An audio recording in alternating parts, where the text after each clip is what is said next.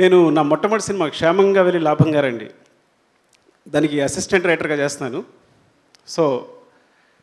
So అది first cinema నాకు assistant రైటర్గా అప్పుడు ప్రకాష్ రాజ్ గారు ఆ సినిమాలో చేయడం జరిగింది. అలా చేసినప్పుడు ఏంటంటే ఆయనకు ఒక పేజీ డైలాగ్ వచ్చింది, అంటే చదువు గురించి చెప్పడానికి అనమాట. ఆ డైలాగ్ చదువుతూ మధ్యలో ఒక డైలాగ్ ఉంది, ఈ రెండు వేళ్ల మధ్య ఎంతో దూరం లేదు, కానీ ఈ రెండూ కలవాలంటే చదువు కావాలి అని. ఈ డైలాగ్ చాలా బాగుంది, ఎవరు రాశారని అడిగారు.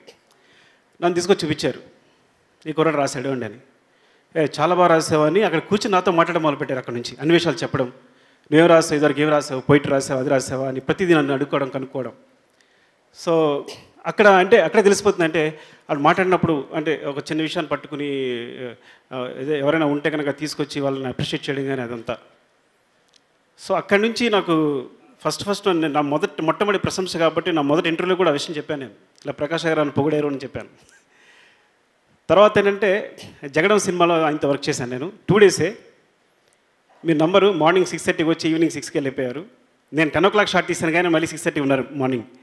ఆ సీన్ చేసిన సీన్ అడాప్ట్ చేసుకుని, అంటే ఒక డైరెక్టర్కి హెల్ప్ చేయడంలో ఇది ఎందుకు చెప్తానంటే, భాస్కర్ చాలా కాలం తర్వాత ఈ ఫంక్షన్ రావడం వల్ల నాకు తప్పిపోయిన మిత్రుడు దొరికాడు భాస్కరు. అరే చెప్పొచ్చు లేదు కానీ చెప్పేస్తున్నా. క్లైమాక్స్ చాలా బాగుందిరా పరుగు అంటే చెప్పాడు నాకు. అంటే యాక్చువల్గా నేను క్లైమాక్స్ రాశాను, ప్రకాష్ గారు చెప్పాను. చెప్తే అంటే ఏంట్రా ఇది, నువ్వు రాసినట్లేదు, నాకేం అనిపించట్లేదు, నాకు ఇదే నువ్వు రాసేది అని తిట్టే నాకు కోపం వచ్చేసింది. సో అక్కడక్కడ నేను మళ్ళీ ఒక జస్ట్ 1 hour, నాకు 1 hour టైం ఇవ్వండి సార్ అని కూర్చొని రాశాను, చాలా బాగా వచ్చింది ఎప్పుడు అని.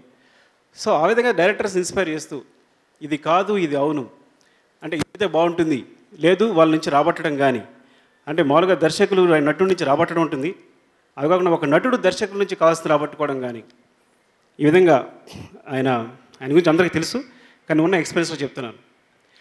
సో మీకు అంటే ఇంత గొప్ప నటుడు, ఇంత అందరి చేత ఇంత రెస్పెక్ట్ పొందిన నటుడు ఒక సినిమా చేస్తున్నాడంటే ఆయన, అంటే ముందు దర్శకుడిగా ఎవరైనా సరే నేను ఫస్ట్ ఆఫ్ ఆల్ ఒక సినిమా ఎలా ఉందని అడిగితే నేను బాగాలేదని చెప్పలేను. నేను అసలు అంటే బాగుందనే చెప్తాను.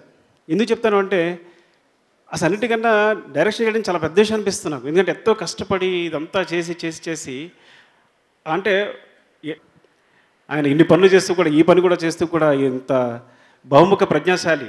ఆయన ఒకసారి కలిసి మాట్లాడితే 1 hour గోవాలో కూర్చొని మాట్లాడాను. ఆ 2 hours ఆయన కూడా పట్టుకుని తీసుకెళ్ళి నేను కూడానే ఉన్నాను. నేను ఎందుకున్నాను అంటే ఆ చెప్పే విషయాలు కానీ ఫిలాసఫికల్గా కానీ నాలెడ్జ్ కానీ అసలు అద్భుతం అనమాట అంతా. సో అలాంటి వ్యక్తితో ఒక గంట గడిపినా చాలు, ఒక జీవితకాల అనుభవం వస్తుంది అనమాట.